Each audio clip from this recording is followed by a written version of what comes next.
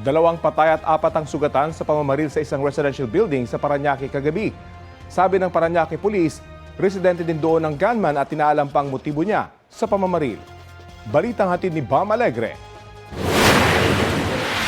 Sa cellphone video na ito mula sa isang residente, makikita ang isang lalaking nakapulang t-shirt na nakahandusay sa sahig.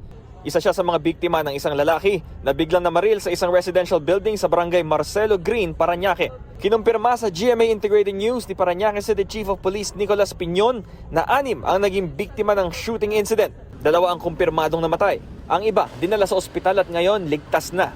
Base po doon sa ating nakita doon sa footage ng CCTV ng isang residential building, yung gunman po ay residente po ng isang unit doon sa residential building na yon. Kilala po siya ng ating mga secretary kasi isang unit owner po. Personal na nasaksihan ni Max, di niya tunay na pangalan ang pamamaril sa isa niyang kapitbahay.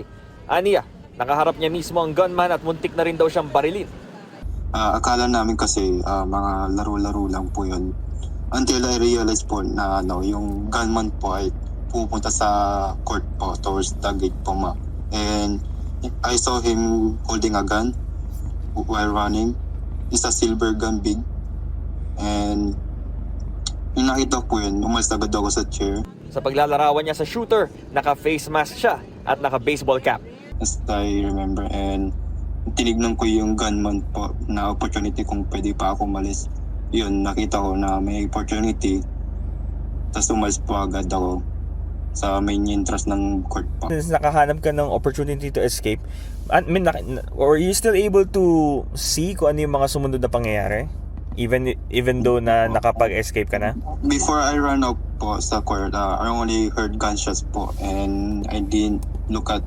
Ang ina ni Max, galit at pangamba ang nararamdaman lalo na't hindi pa nahuhuli ang gunman.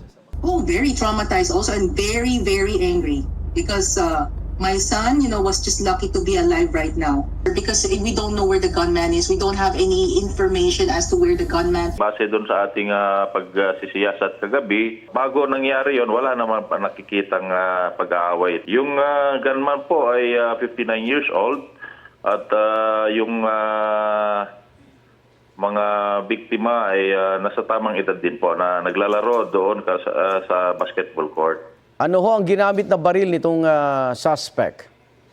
Sir, base po sa ating pagsisiyasat sa mga ebidensya na kuha natin sa crime scene, bale 9mm pistol po. Nagkalat ang pulis at SWAT kagabi sa harap ng gusali. Hindi pinapasok ang GMA Integrated News sa loob ng property. Ilang beses ding tinawagan ng GMA Integrated News ang pamunuan ng property pero hindi sila sumasagot. Bam Alegre, nagbabalita para sa GMA Integrated News.